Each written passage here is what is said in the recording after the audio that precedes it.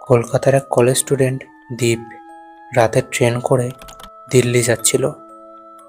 রাতের প্রায় 3:17 দিকে ওর হঠাৎ ঘুম ভেঙে গেল। ট্রেন একটা স্টেশনে থেমে গেছিল। না কোনো অ্যানাউন্সমেন্ট, না কোনো আওয়াজ, শুধু জানলার বাইরে ঘন কুয়াশা। ওর নজর একটা স্টেশনের দিকে গেল, যার নাম ভানওয়ার হল্ট। ও আগে কখনো এই নামটা শোনেনি। স্টেশনটা একটু অদ্ভুত লাগছিল। না কোনো রেলওয়ে স্টাফ, শুধু বাইরে কিছু লোক দাঁড়িয়েছিল। না কোনো মুভমেন্ট, না একে অপরের সাথে কোনো কথা, শুধু এক দৃষ্টিতে ট্রেনটির দিকে তাকিয়েই আছে। তারপর হঠাৎই তার ফোনটা ভাইব্রেট করে, কিন্তু আশ্চর্য ব্যাপার, ফোনে একটু নেটওয়ার্ক ছিল না। হঠাৎ তার ফোনে একটা আননোন নাম্বার থেকে মেসেজ আসে। মেসেজে লেখা ছিল, ওদের বেশিক্ষণের জন্য দেখো না। ফার্স্টে ভাবলো কেউ প্র্যাঙ্ক করছে।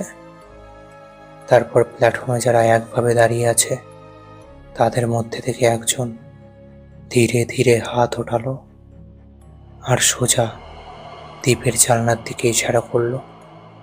ও ভয় পেল আর সাথে সাথে জানলা বন্ধ করলো।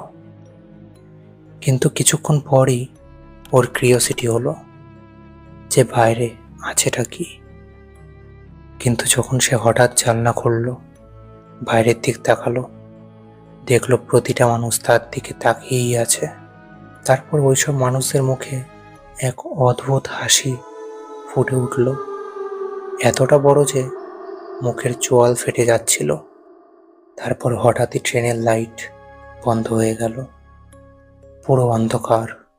আর ওই অন্ধকারে দীপ ফুটপ্রিন্টের আওয়াজ শুনতে পেল, ভিজা ফুটপ্রিন্টস।